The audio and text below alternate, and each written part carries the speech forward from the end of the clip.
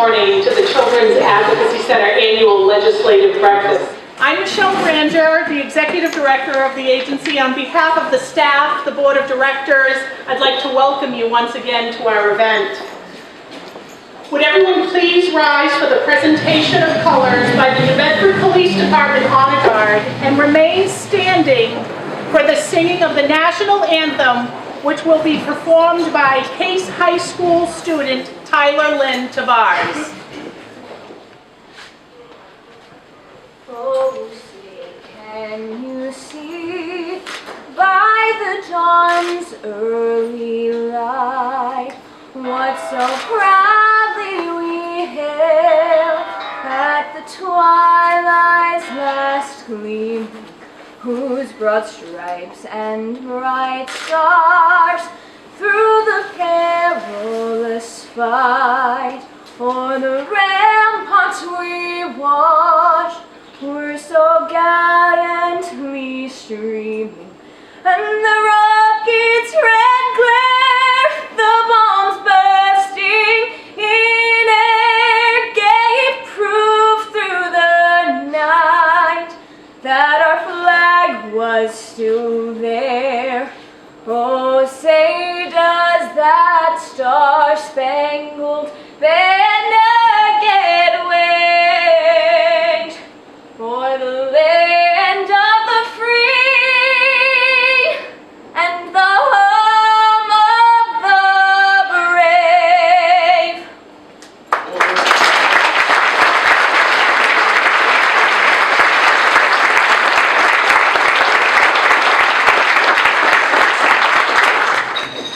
Honored guests, and all of you that are advocates for the well-being of children.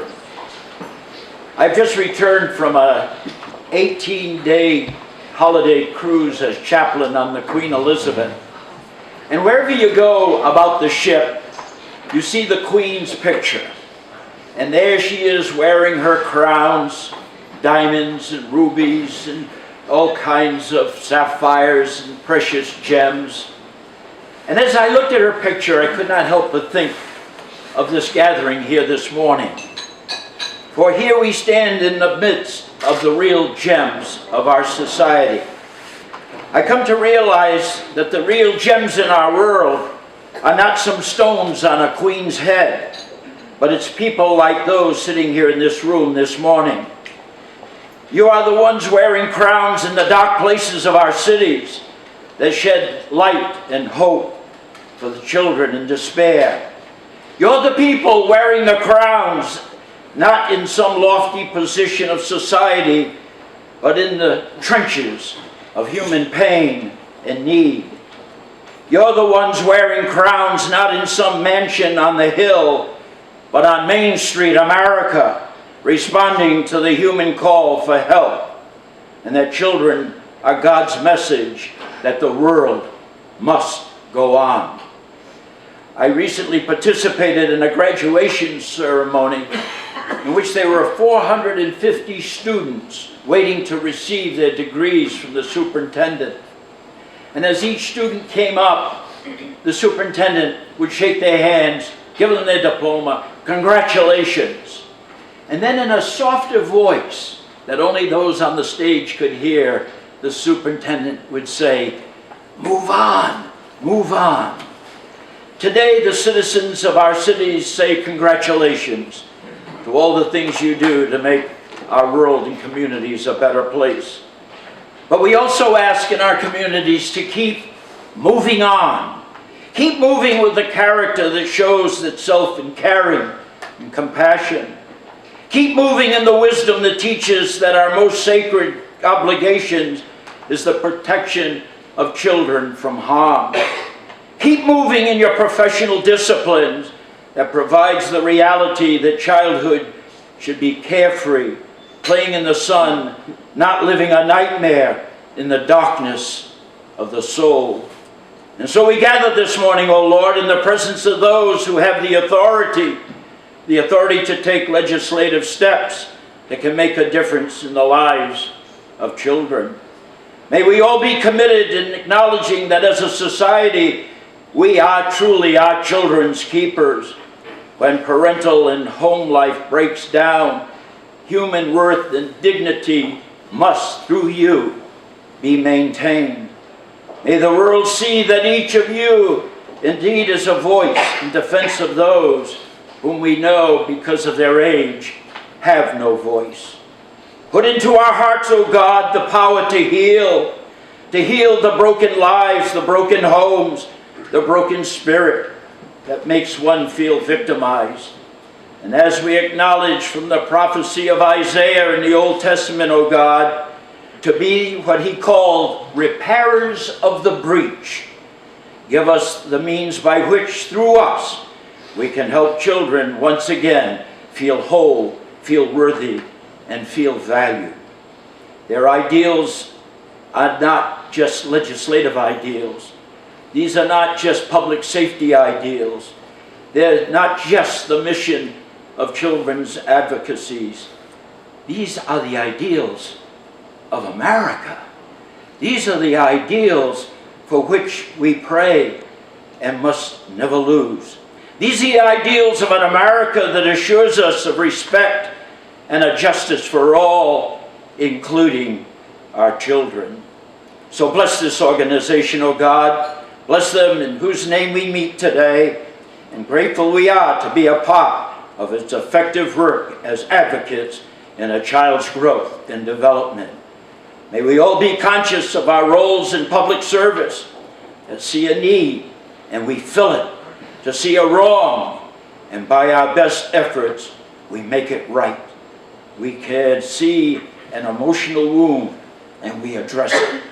We see a weakness by our compassion and we strengthen it. And so God bless this organization for all it does. And may what you accomplish in the work that you do in the trenches of life be the means by which God's kingdom can be strengthened within our midst.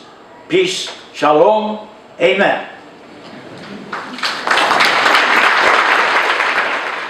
The Children's Advocacy Center model is built on a concept of partnering and teaming. Nothing that this agency has accomplished in the past 8 years has happened without the commitment of everyone in this room practicing to work collaboratively. Today, as we gather, please join me in a tribute to Chief David Povender of the New Bedford Police Department for his unwavering partnership with the Children's Advocacy Center of Bristol County. At a time when he filled the role of Deputy Chief, he committed departmental resources to the CAC during its formative years as a steering committee, and for the 5 years he was chief, he was committed to the CAC and the teamwork needed, and that never changed, even at times when cuts and resources stretched our detective units. Anyone who knew the chief knew he was instrumental in effecting input and progress in a behind-the-scenes manner. When he couldn't be somewhere, he was always sure to send a representative. I had the pleasure of working with Chief Povender for the 5 years he held the position as chief. Through his leadership, New Bedford Police has had a role in the development of the agency's strategic plan. He participated in the agency proclamation events during Child Abuse Prevention Month, and he has ensured an 8-year tenure on the agency's advisory committee, and he has offered the resources of Detective Carter to assist with forensic interviewing due to the volume of cases we serve in this county. Chief Povender's actions always spoke much louder than his words. He emulated partnership with his unwavering commitment to resources over the past 8 years. Today, the Children's Advocacy Center of Bristol County offers Acting Chief Latet, the command staff, our New Bedford Juvenile Detective Unit staff, and the entire New Bedford Police Department a plaque in recognition and in tribute to the commitment of Chief David Povender to the Children's Advocacy Center and his commitment to the children of New Bedford and Bristol County. Chief Latet, could I ask you to join me up there?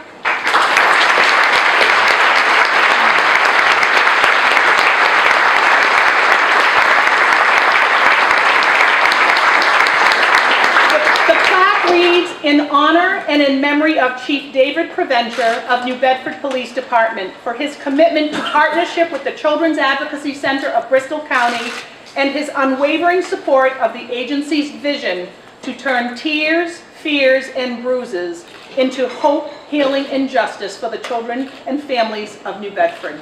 Thank you.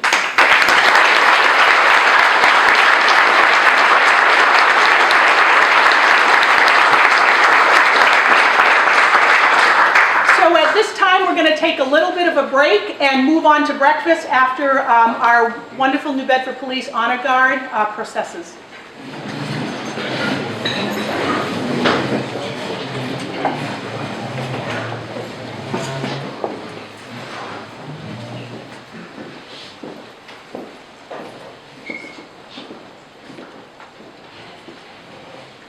Thank you, folks. Let's eat.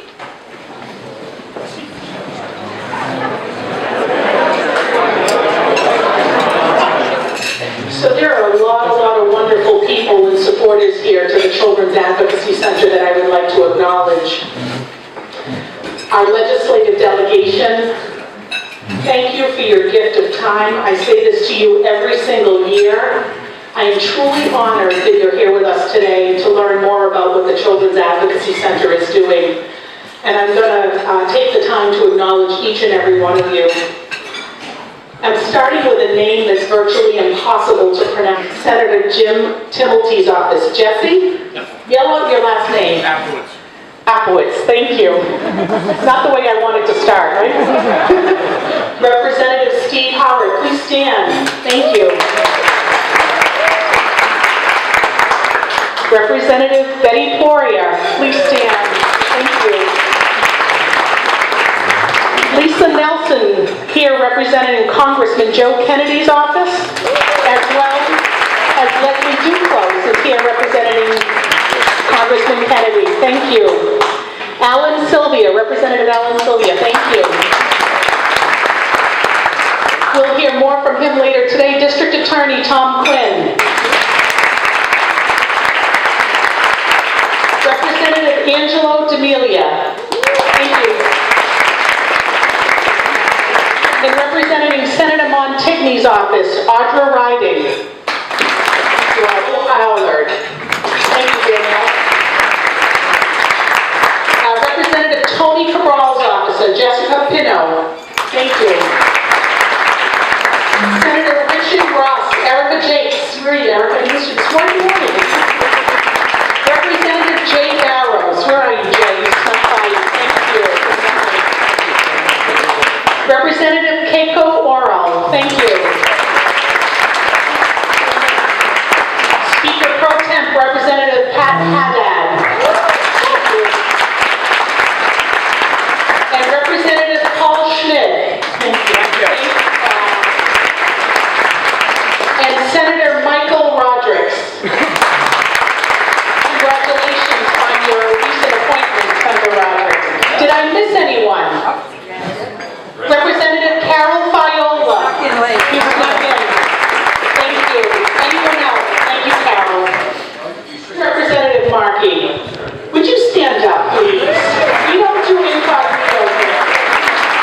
Thank you very much. Thank you. Lots of thank yous here. Stark Architects is responsible for sponsoring today's event. I want to thank you so much to them for their sponsorship. Bill, could you please stand?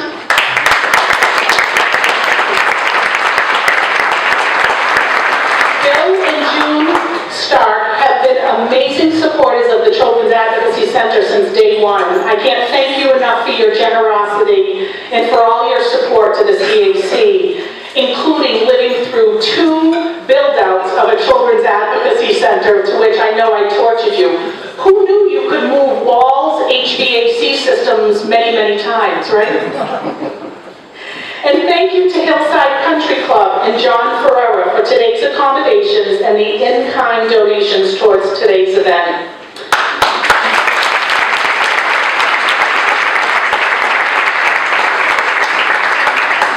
The Children's Advocacy Center is both a place and a process for children and families families to receive a coordinated investigation and connection to services to assist with the healing process.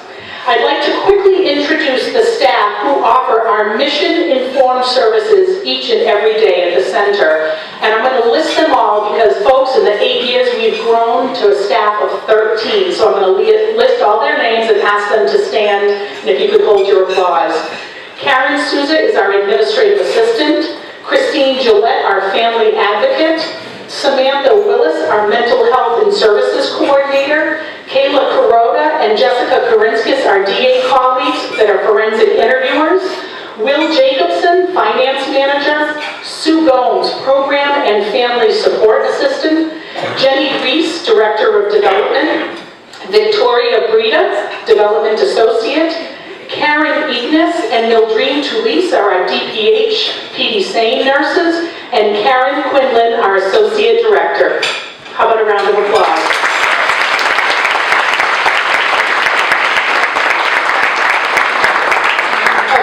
Shout out to Marissa Amaral, who is the intern with us from Bristol Community College, who has been with us every single Friday since last August. Thank you, Marissa.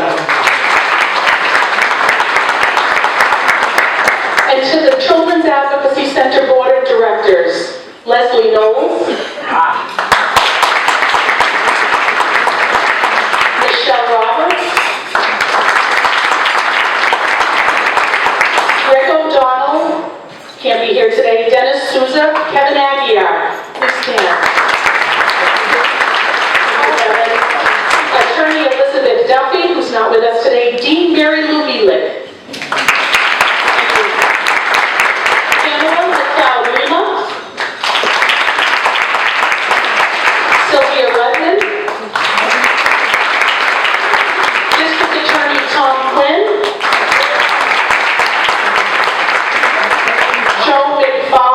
And Dr. Pamela Spatz from South Coast Health is not able to be with us here today. And retired Judge Lloyd McDonald, he also couldn't be with us today. So thank you very much, everyone, for being here. The CAC's annual breakfast is about sharing progress, about sharing impact, and more importantly, instilling hope. Today, you will learn more about the agency's progress over the past year, about the impact of child sexual abuse and the services of the CAC, the impact of healing, and the impact all of you have had in maintaining the mission of the CAC. And how can any of us do this work, or how can any of you lend your support to the Children's Advocacy Center without having hope? Today's program will show that it is very much worth it to hold on to hope. So let's start with progress. It is with great pride that I share with you that this week, Go Michelle!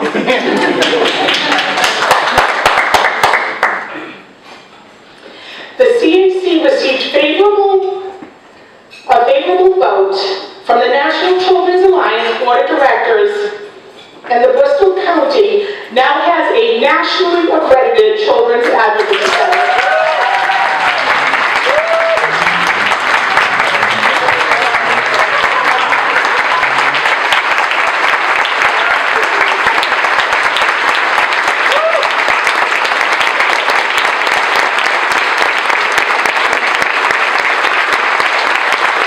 Thank you. Okay, I'm over that now. It took me 8 years. It's the first time I've announced it, so thank you for bearing with me. And now we're going to show you a brief video. Could not believe the extent of this issue. It just completely got from my mind. Most families keep it to themselves. What happens in your house stays in your house. The prevalence of child sexual abuse is very real. Doesn't happen in every walk of life, absolutely. There's somebody that you know that has been a victim, guarantee it. My whole world crashed. I had to get help for my child.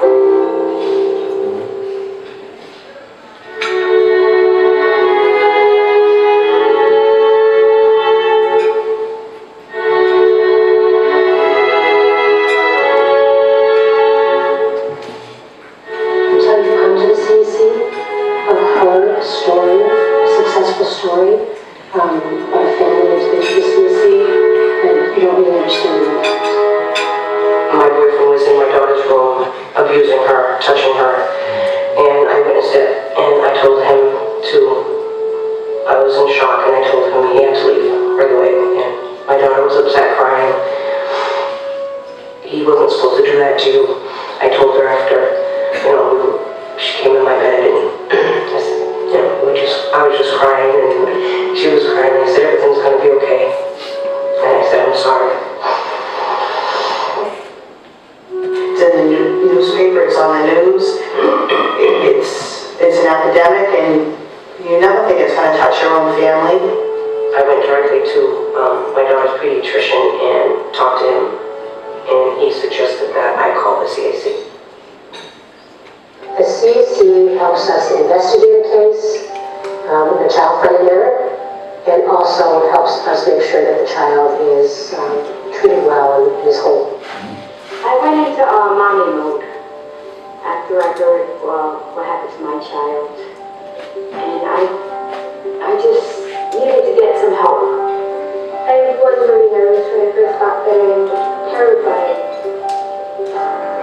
It was difficult to talk about, but they helped reassure me that everything was okay and that I was the first person to walk in there with this type of problem. They brought me into a room and they let me know that it was being filmed, but it was with only one person, so I didn't feel too overwhelmed, surrounded by a bunch of people, and didn't have to repeat the story over and over again. Typically, the point of entry is the forensic interview. We need to hear from the child what their experience was, how they were victimized. So, what are these right here? The core of the CAC model is teaming and bringing together the collective expertise, law enforcement, the child welfare system, the district attorney's office, the medical provider. And it's so important for us to all be in the same room. They're watching the forensic interviewer talk to the child about what happened to them through closed circuit technology, and they can ask questions of the forensic interviewer to ask the child if they need clarity in their role in their investigation. I think the advantage is clearly that we're not re-victimizing the victim, right? We're asking the victim to perhaps discuss something that's very difficult for them to discuss 5 times, 6 times, 7 times. They're discussing it one time, they're putting it on the record, and all the people at the table are taking that information in, and they're using it to proceed with the case. That's different than it used to be. I mean, now it's based on research, and evidence, so it's very sound. So on the one hand, they're protecting the child in the prosecution. On the other hand, they're also providing a child-friendly environment where they are not judging them, where they are there just to hear the child speak. So it's a safe platform for them to speak.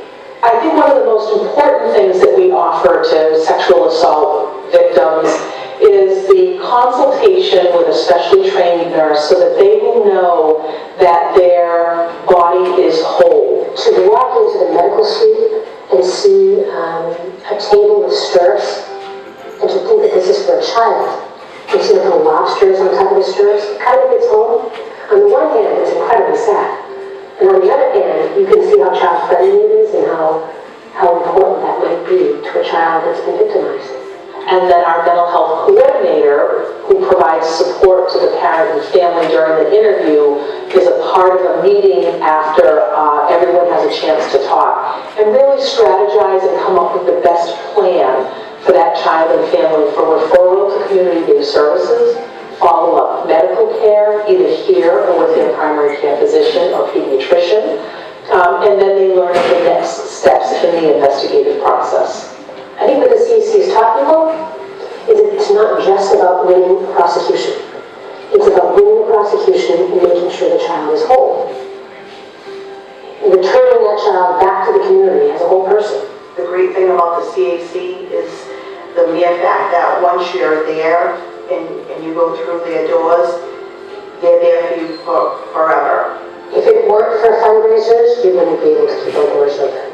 It's a partnership between state and private, and if people don't participate, then we can't function, and that would be really a very big loss. We can't put our head in the sand and assume that these things aren't going to happen. We know they're going to happen. When they they do happen, we need to have a method and a process in a place where we know the best practice will be applied. We know we can find justice. We know we can help the victim. That's why the CAC is so important. There's hope here. There's an ability to not only heal kids that have been hurt, but to prevent kids from getting hurt. There is no greater responsibility than for us to protect our children. The work of the Children's Advocacy Center is doing this. I want to see her succeed in life. And she's exactly where she's supposed to be right now. Thanks to all the help and support we got, she's exactly where she's supposed to be. And thank you so much. Thank you for the Children's Advocate Center for putting a smile on our face.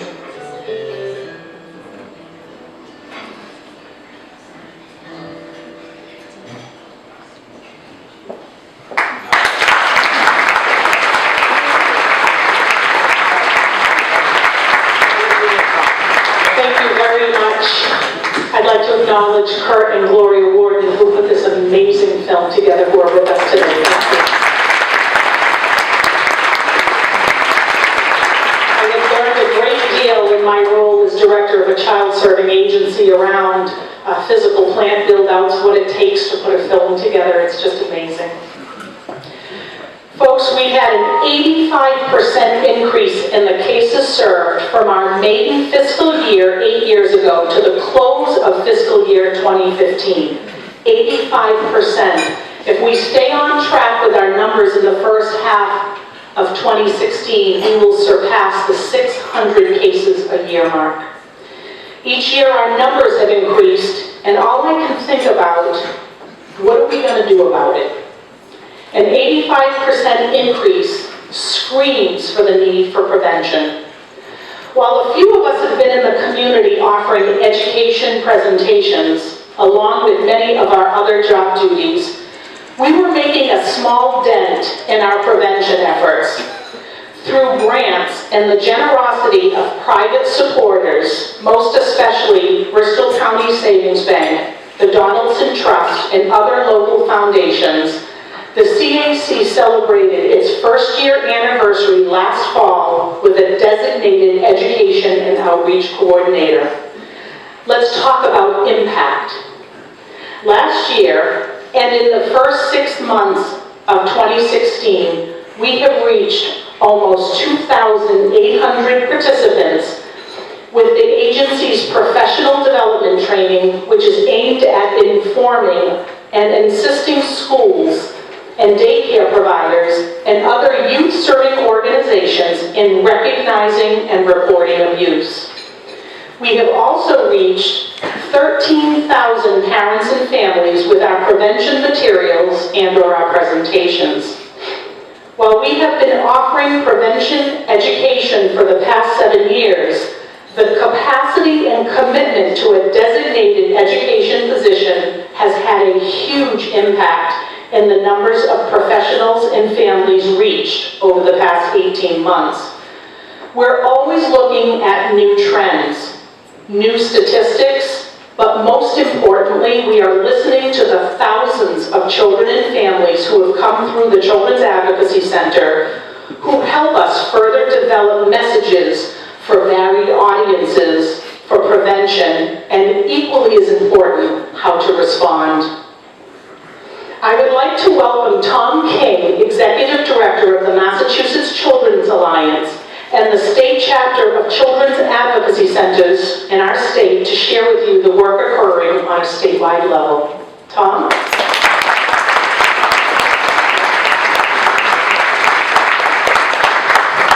I was telling Michelle, a wooden podium is the death of a short guy. So, and I will not stand on that little stool. Well, I can't tell you what an honor it is to be here at this breakfast, and I want to thank Michelle and commend the team. I was here in November, and I will tell that story, and I saw the team in action. So we were meeting on a very, very specific issue of their accreditation, which I just learned with all of you that they received that. And I thought to myself, my God, if they could videotape this team in the response to this emergency case, I was in awe. I really was, and I've been doing this work since the late 90s, back when I was a forensic interviewer for then DA Bennett. It was magic. And to see all of you here supporting their work is truly what fuels all of us to continue day to day. Michelle asked me to present some highlights, and you know, Michelle, I am going to do my best to keep to that 5 minutes, or else I'm going to be in trouble. I can't tell you the respect I have for Michelle and her team. What they've done in Bristol County, I know she's hard on herself about 8 years. The 8 years to transform a program and to create a service delivery system that is, I would say, top tier in the state is amazing. The idea that that happened to me.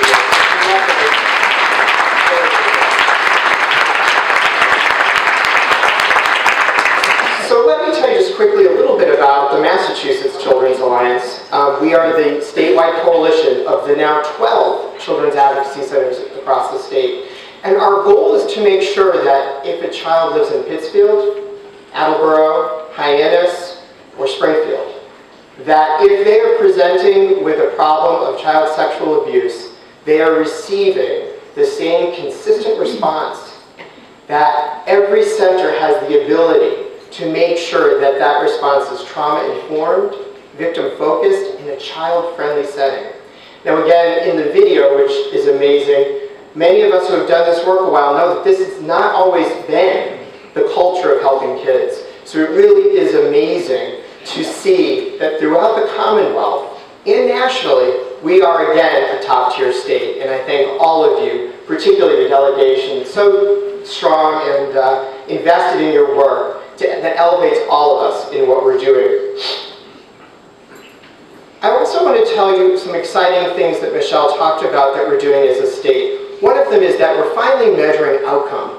So although we think that this cause is pretty compelling on its own, we do have to demonstrate, it's very, very important, the impact of what we're doing, and to make sure that those folks that are coming into our centers are actually having a good experience, that we're doing what we're supposed to be doing, and we really are able to measure that that road to recovery is the best one we could set them on. And congratulations to Bristol. I think you have some statistics on your table. They are one of the first centers to be participating in Massachusetts in the national outcome measure system. So thank you. It's really fantastic to see. Another exciting initiative that's happening in Massachusetts is last year the legislature enacted a task force to protect Massachusetts children against sexual abuse. Now sadly, a lot of our work has been inherently reactive. Something has to have happened to a child. We realize that in order to be truly part of the solution, that cannot be our only focus. Michelle and other directors have been saying that for years. Put us out of business. Really, if we want to know that we're doing a great job, someday that advocacy center will be a rec center. Because we don't want to do this work. We want to be put out of business. And in order to help that culture, we've had to step into the world with some of our partners in a way we haven't done before. The legislature recognized that need and formed a task force to assist youth-serving organizations with policies and procedures to make sure that they are well-positioned to prevent child sexual abuse. The Massachusetts Children's Alliance is the coalition of the Children's Advocacy Centers, is a named member of that task force. It is chaired by the Children's Trust, as well as the Office of the Child Advocate. And as many of you know, sitting on committees and task force can be draining. This one's actually invigorating because you know that they are definitely going to meet their charge. It is a very, very dynamic group. And again, Michelle has stepped forward to help us with that work, and I'm really grateful for that. I think some of you probably know the study that I've referenced, but I'm going to say it again. Michelle and her team are really, really aware of it. But for those of you that don't, there has been an ongoing study done with the Centers for Disease Control and Kaiser Permanente. And that study actually started out for the insurance company looking at their consumers who were overweight. What they found is that a lot of people who were presenting with health problems had trauma histories. And so that investigation took a very formal turn, And the Center for Disease Control paired up with Kaiser Permanente and gathered victim responses from adults in questionnaires and gathered their responses about childhood trauma. And I want you to hear some of these statistics because we're driven by our passion, we're driven by the moral obligation. We have science now to back it up. So, as I said, it's called the Adverse Childhood Experience Study, and it collected information about the frequency and variety of childhood traumatic events, and then assigned a score to an individual. The higher the ACE score, the worse the outcome on almost every measure, from addictive behavior to chronic disease. Besides the immediate effects of childhood trauma, there is staggering proof that if left untreated, childhood trauma leads to complications including social, emotional, and cognitive impairment, and to other health and economic risks. For example, people with an ACE score of 7 out of 10 who didn't smoke, who didn't drink to excess, and weren't overweight had a greater risk of heart disease by 360% with those who had a 0 ACE score. Somehow, their traumatic experiences of their childhood had an incredibly detrimental effect on their health. Reducing ACE scores or dealing early with the trauma may be as effective in preventing heart disease as lowering cholesterol. So when you see those billboards going down the highway about 1 in 10 and the percentage of health risks to people, think about that. That the work that we're doing here may be as effective in reducing heart disease as lowering cholesterol in someone's diet if we're dealing with trauma. For sure, early intervention stops unhealthy coping, and it can range from acting out or high-risk behaviors to involvement in the criminal justice system. A high ACE score was associated with other health disorders such as liver disease, alcoholism, depression, and increased suicide attempts. Most of us don't need that convincing that childhood trauma is a moral obligation. However, as I was talking with some of you, in these fiscally tight times when we have to talk about money and justifying our budgets, think about the financial burden to society that untreated trauma would result in with increased long-term health care and incarceration. Why not put that investment early in? In closing, I want you to know the important work of protecting children cannot be done by one agency. As reflected by all of you here today, this morning, you have an amazing group of professionals working day in, day out to save children, particularly under the leadership of District Attorney Quinn. This center cannot be effective alone. We must have all members of the community working side by side with the goal of creating a society where children are free from violence. Until every child is free from violence, we must keep up the good fight. How are we doing that? Going back to some of our legislative work, as Michelle had wonderful news about her accreditation, we are proud again to say that of the 12, 11 of those centers are accredited. And we have a brand new center opening in Greenfield, Massachusetts this spring. Massachusetts remains a leader in the country with this movement. We are, through the Massachusetts Children's Alliance and funding we receive through the Department of Public Health, advocating strongly for that continued funding for baseline services at all children's advocacy centers. And to that end, we just found out we have our Advocacy Day secured on March 30th, sponsored by Senator Jen Flanagan and Chairwoman Kay Cons. We're thrilled, and we would love for as many of you to be part of that event as possible.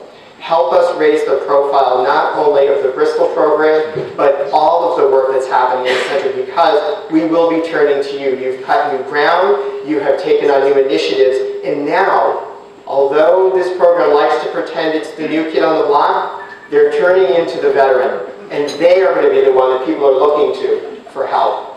Please keep up the good fight. I ask all of you to do that, and again, thank you so much for having me here today.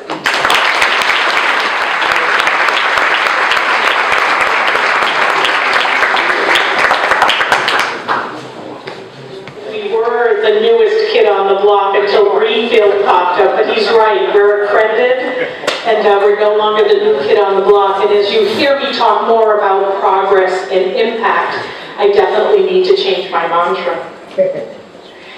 Healing and justice. What that looks like for each victim or survivor can vary greatly.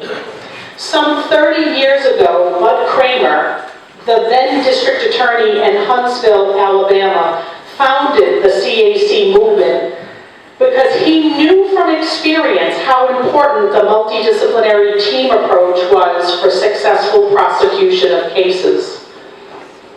A team rallied around the victim with collective expertise from disclosure to closure is most prudent, he knew. For more than 8 years, the CAC has had the good fortune of working in very close partnership with the Bristol County District Attorney's Office. County protocols and training on best practices have lent to good investigative practice with a child-first doctrine as its foundation.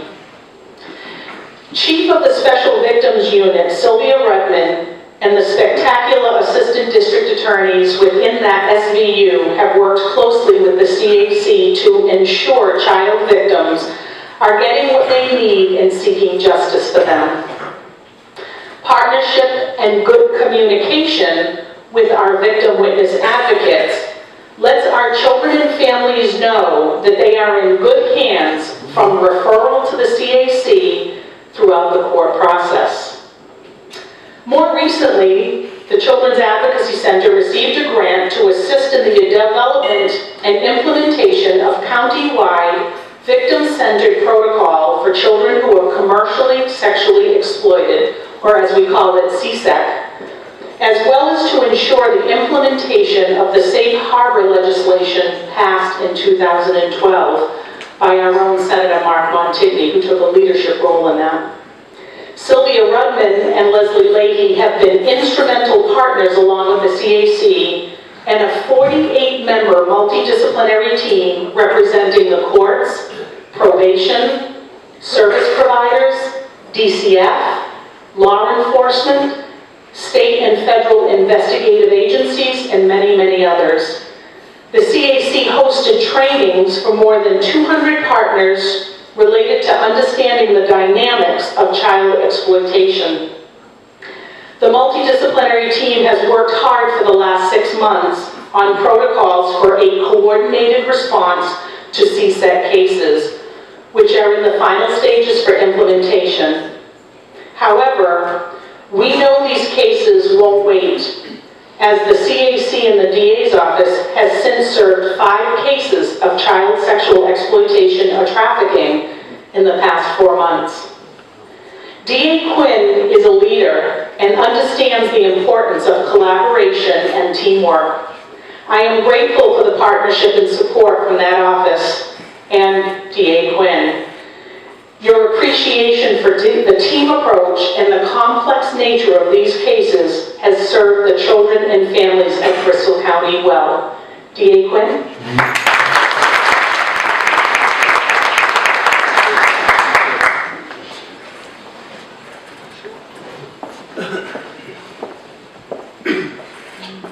Thank you, Michelle, and thank you for the opportunity to speak here today. Again, I want to thank Bill and June Stock for supporting this event. That's very generous of you, and is indicative of the teamwork that is needed to deal with the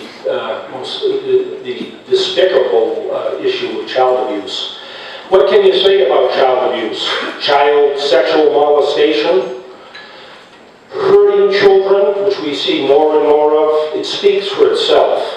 Our job is to prosecute these cases and hopefully convict the perpetrators in court with the assistance of law enforcement, many of you are here today, and the CAC working together.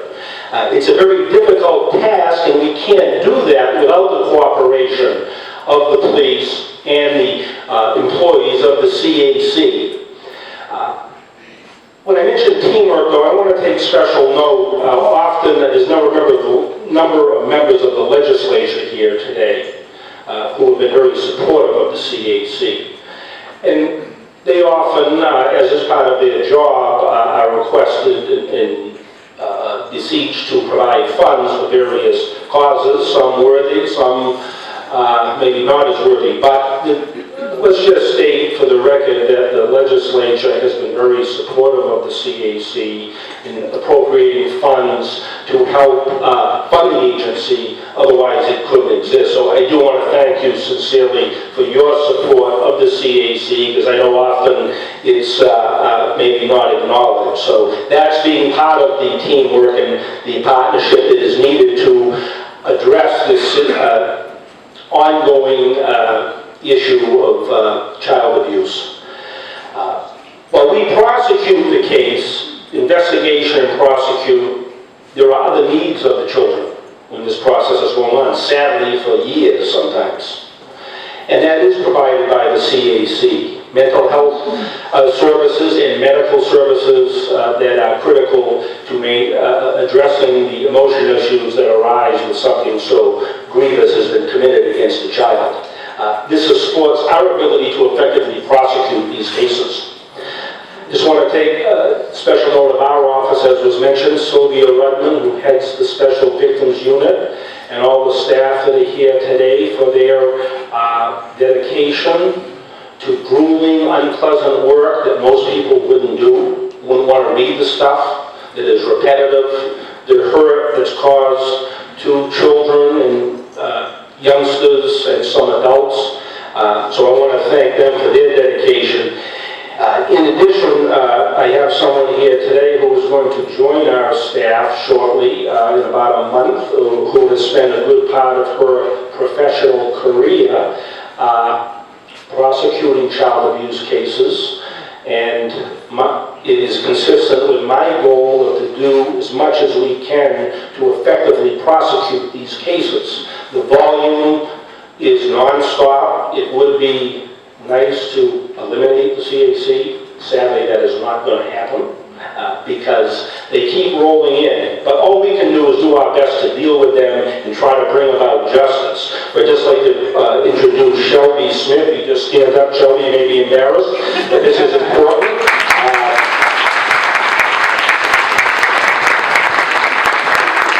I look forward to her being part of our team and doing the best we can to fight for victims who have been abused. Just want to touch on what is really a success of the CAC, and I think it's very important. I feel it's important. I know members of law enforcement feel it's important, but when a case comes in, two things happen. The person pleads guilty, which doesn't happen often, or the case is a trial. However, we're dealing with unique victims who are fragile.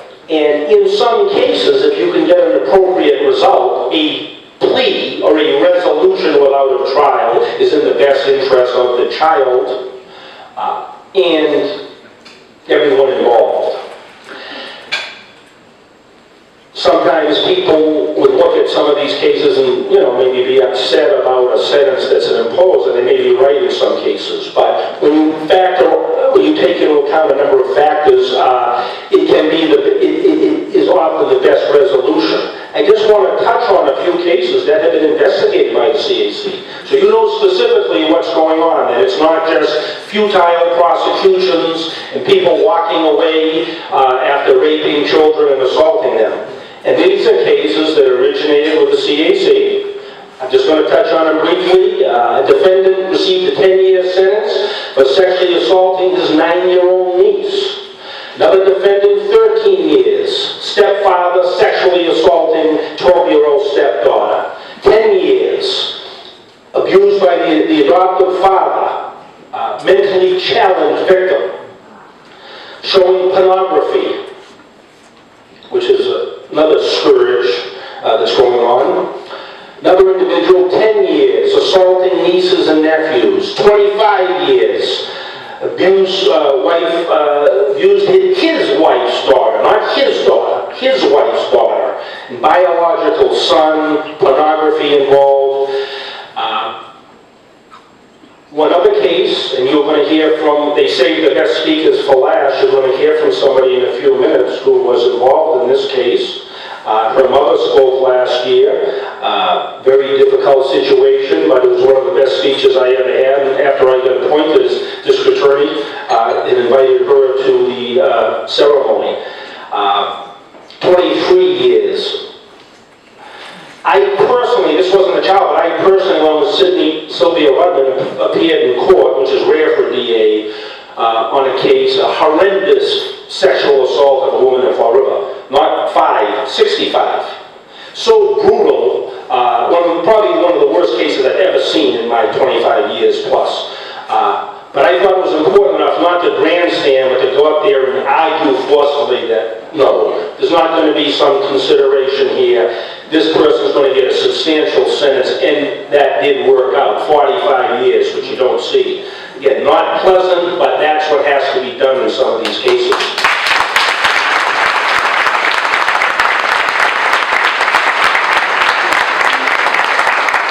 I'll go in there again if necessary, because that's the way I am. I feel strongly about it. Again, not grandstanding, but I have 17 and a half years as a prosecutor, and if it's appropriate to state our office's position, I will do that. We can prosecute until the cows come home, and we will, but prevention, as mentioned, is important. We have to attempt to address some of these issues or situations to hopefully prevent things from happening. We have partnered with the CAC to do trainings for professionals and educators. We're involved in training on the newly established South Coast Child Protection Task Force. We have 3 trained staff persons for darkness to light. So hopefully by doing this, we can have an impact. It's going to be slow and through awareness and training, try to make a dent into this. So in closing, teamwork, and I mean that sincerely. I respect the work the police do. By doing this together on all these fronts, that's how we can make a difference. The legislature doing what they can to support us, which they have. I'm committed to doing the best job that can be done to prosecute these cases and serve and protect the children of Bristol County. Thank you very much.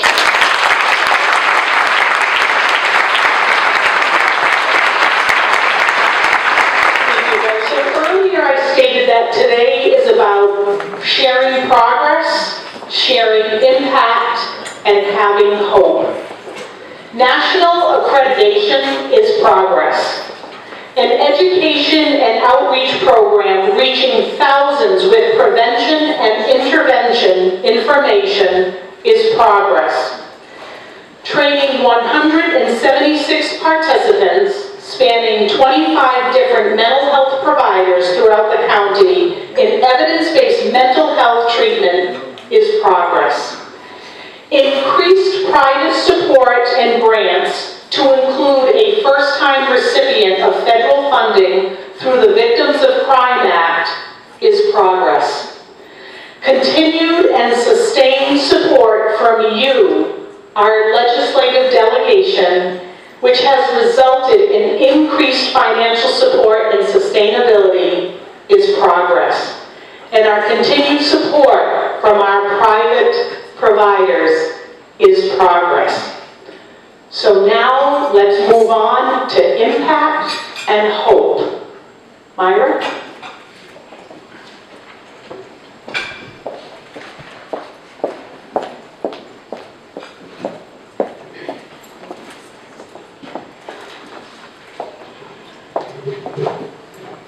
Last year, I stood at this breakfast and shared my experiences as a mother of 2 young, vibrant, and smart daughters who were abused by my father. Sometimes the path to healing can take many unexpected turns. It's never a direct route, and although in our case justice was served, for me closure was not. The feeling of good that comes from giving back to an organization that offered help to me and so many others has proven to be very rewarding. Even though Michelle is so busy keeping everything at the CAC running, she still finds the time to send me a quick text just to ask how I'm doing. That means a lot. It took a while to share with my daughter Allison my participation in the breakfast, and I also did some radio ads that I shared with her. Sexual abuse is such a hard topic to discuss with adults. You can imagine how hard it is to make it casual conversation at the dinner table. Her response to me was, "Can I do that too? I want to help." In November, I texted Michelle that Allison would like to speak at the legislative breakfast. To say Michelle was excited was an understatement, but her main concern was for Allison, and if I thought Allison was ready for this. Honestly, I didn't think I was ready for this, but Allison told me she wanted to help and always wants to make sure that others never have to experience the process of telling about abuse without CAC to help them every step of the way. Both of my daughters have shown me what bravery and resilience truly are, and I'm very proud to introduce my daughter, Allison.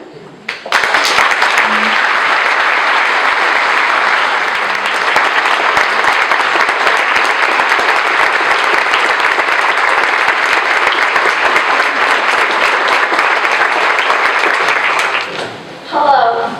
Many of you may be wondering why I wanted to speak to you today. Me, a normal 14-year-old girl. I'm here today not because Michelle asked me to, but because I wanted to share with you my experiences and perspective on how the Children's Advocacy Center helped me. I also came to help all of you put a face to the 1 in 4 girls that are sexually abused by the age of 18. Look at me. I am that face, and this is how the CAC helped me. My world got turned upside down when I was 11 years old. I was outside playing by myself when my mom said, "Can I talk to you for a quick second before your sister comes out?" "Sure," I said, walking over to her. "Has Grandpa ever snuggled with you weirdly?" "No," I said. "I only sit on his lap when we watch television." "Okay, I just wanted to make sure," she said, quietly going back inside. That was the actual conversation. Inside my head, there was a volcano of thoughts erupting. I was worried. How did she find out? The secrets that I held in my 5th grade mind have been filling my everyday thoughts for a while now, making it hard to concentrate on school, sleep, and life in general. I've been playing around with the idea of telling for some time, but just now being presented with the very opportunity, I couldn't. Fear won. I was terrified. Terrified that my deepest, darkest secret was out to the world. I was pretty freaked out for days after that, but nothing more was said to me. Then my mom told me that a guy was going to come to the house. Just some adult stuff, she said, nothing to worry about. When he showed up, my sister and I were introduced. He asked us some basic questions, and then we were sent outside, because the grown-ups needed to talk privately. I was scared. I had a vague notion that this was about Grandpa. The fear was making its way into my mind, and a new fear then popped up. I didn't want to be taken away from my family. I loved them more than anything in the entire world, and the whole reason I wasn't telling my family was because I was trying to protect them. The next day, still in my pajamas, Mom called me into her room. Dad was there too.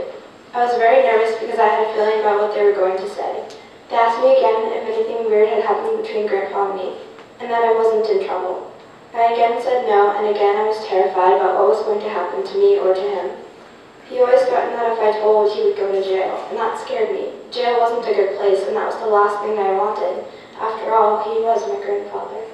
My parents said that they just wanted to make sure that I was okay, and that they were going to take a small break from Grandpa. A couple of days went by. My mom told me that we needed to take my sister somewhere to talk. We drove down to Fall River, and I knew that it was Fall River because we drove through there on the way to my Gigi's house. We walked up to a building, went inside, and talked to a nice lady at the desk. My sister was called into her appointment. A different lady walked up to me and introduced herself as Dolly. She took me to a room filled with toys and stuffed animals. She led me to a table and dumped out a puzzle. "I need help with this," she said. I began to help her and put the pieces in the right spots. We got stuck on the water and the different blues, but we were making progress. My sister came out, and another lady turned to me and asked if I wanted to come in. I turned to Mom and sure. She nodded to me. Curious, I followed her into a room with 2 armchairs and a table in the middle. The lady introduced herself as Jessica and asked for my name. "Allison," I said. Jessica was very polite and asked me about school and home. I became comfortable with her very quickly. Then she asked me about my grandpa. Something inside me broke. I had been holding this secret in for as long as I could remember, refusing to tell my mom, dad, sister, anyone whom I loved. It was time for me to finally be free of this secret that was always in the back of my mind. I told her. I told her what my grandfather did to me. We left the CAC and took my Gigi to lunch. I thought everything was over. I thought that nobody would ever bother me about this ever again. I was wrong.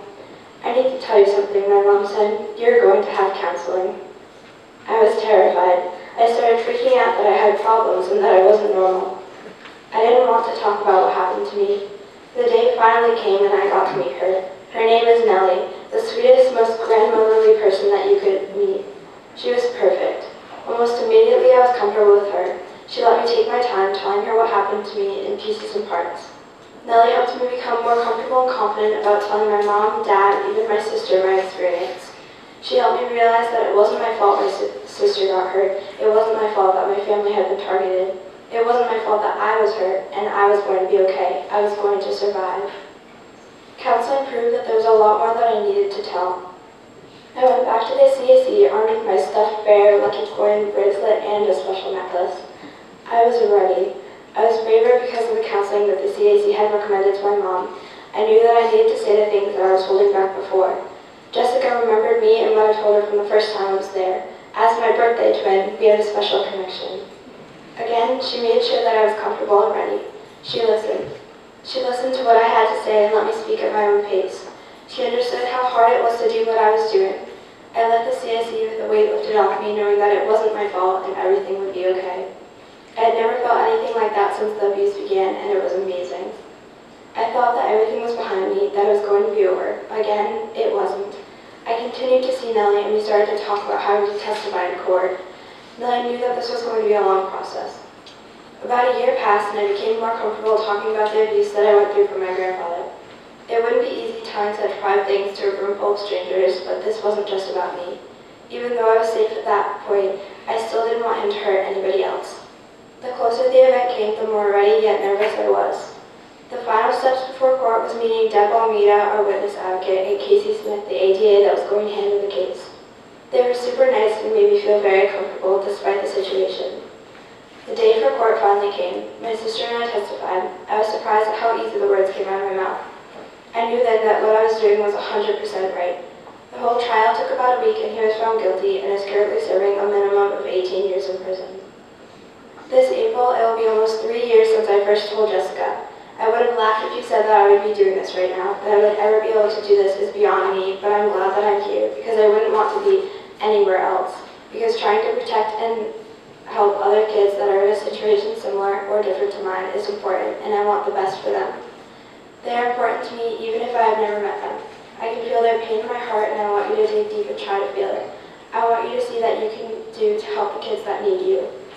My mom and I talk about Nellie, how she has helped us get through the last 3 years, and how we work towards not seeing her as often. I now know that it was the connection of the CAC that brought me my wonderful therapist, which has helped me heal.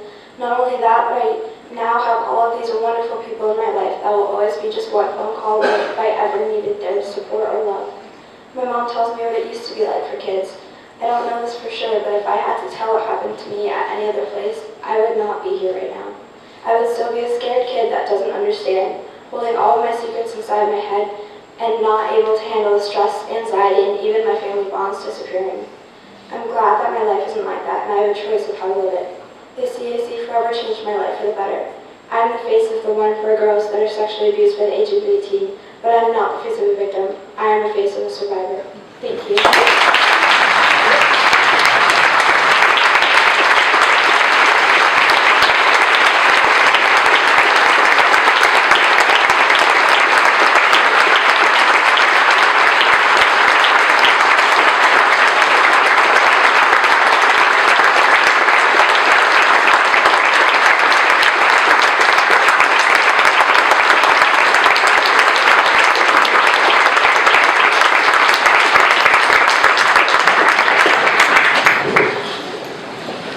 Myra, Allison, Sarah, and Evan, you humble me.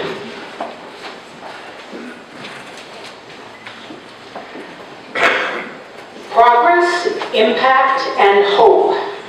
We have made a lot of progress in the last year, and more so in the past 8.5 years. But we're not there yet. Our jobs are not done. I remain incredibly indebted to all of you here, my law enforcement colleagues, the Department of Children and Families who work with us each and every day, the legislative delegation who fights tirelessly for our funding. It takes a village, folks. We're all in this together.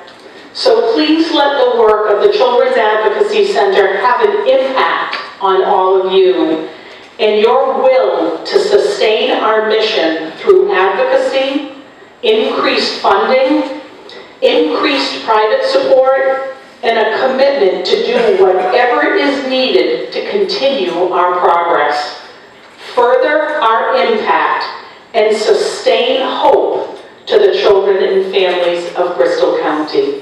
Thank you so much for being with us today, and we'll see you next